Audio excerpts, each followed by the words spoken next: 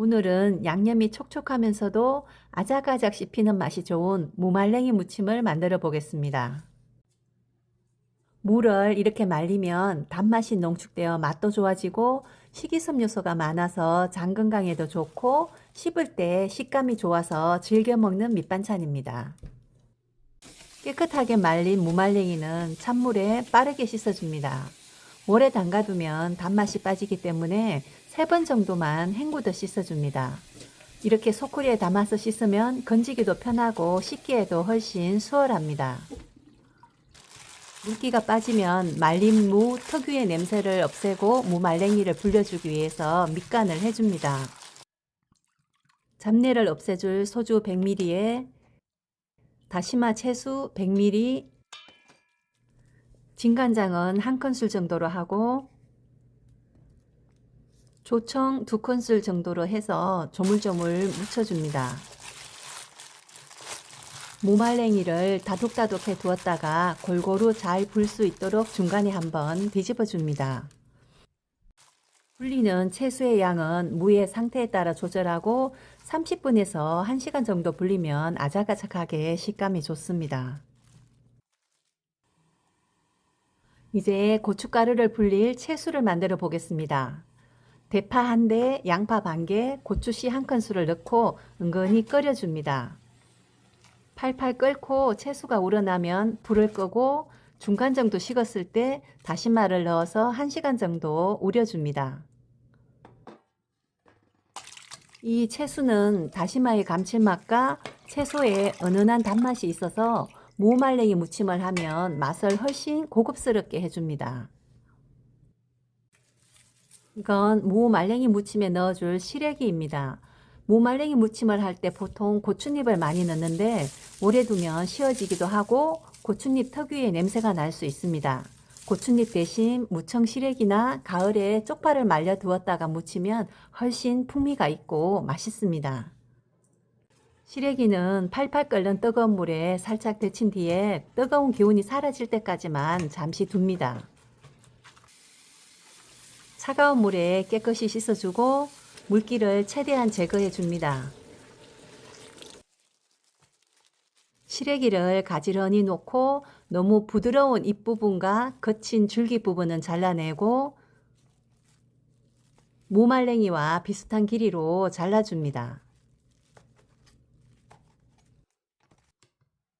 양념은 고춧가루를 기준으로 합니다. 무말랭이가 200g일 때 고춧가루는 넉넉히 잡아서 종이컵 1컵 정도 한 7, 80g 정도면 됩니다. 오늘은 조금 넉넉하게 만들어 두려고 고춧가루를 2컵 사용했습니다. 고춧가루를 불릴 때는 2배 정도의 채수를 사용하면 됩니다.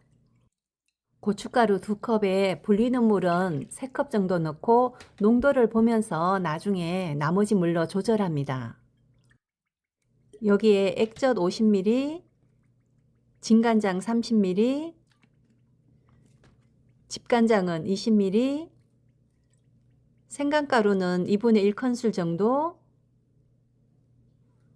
마늘은 80g으로 하고 조청은 100ml 정도 넣고 잘 섞어줍니다. 처음에는 간을 좀 약하게 하고 나중에 더해주면 됩니다. 찹쌀풀을 넣기도 하는데 찹쌀풀은 쉽게 씌어질 수 있기 때문에 사용하지 않습니다. 지금 이 정도의 상태는 나중에 고춧가루가 더 불기 때문에 되직한 느낌입니다.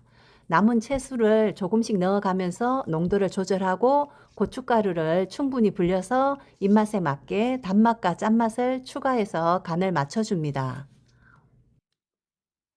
무말랭이 양념은 미리 만들어서 냉장고에서 한 이틀 정도 숙성시키면 양념이 착 감기고 맛이 훨씬 좋아집니다.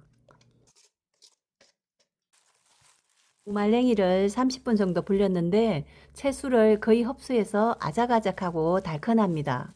남은 물은 버리지 않고 그대로 사용합니다.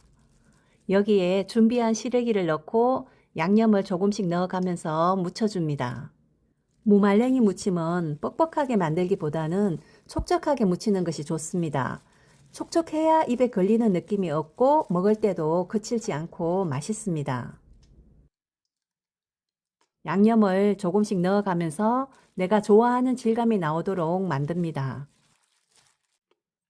마지막으로 고소한 맛을 내줄 통깨를 넣고 마무리를 합니다. 무말랭이는 계속 불고 시간이 지나면 쉬어질 수 있기 때문에 한 번에 많이 무치는 것보다는 양념을 만들어 두었다가 먹을 만큼씩 무쳐 드시는 것이 좋습니다. 양념이 남으면 냉장고에서 2, 3일 정도 숙성한 후 냉동 보관했다가 다음에 사용하면 훨씬 더 깊은 맛이 납니다. 계량컵으로 고춧가루 2컵 양념을 만들었는데 무말랭이 200g을 불려서 만들고 이 정도의 양념이 남았습니다.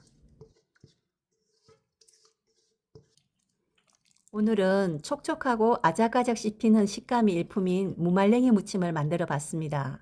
이렇게 만들어 놓으면 든든한 밑반찬으로 손색이 없습니다. 식감 좋은 무말랭이 무침 한번 만들어 보세요. 감사합니다.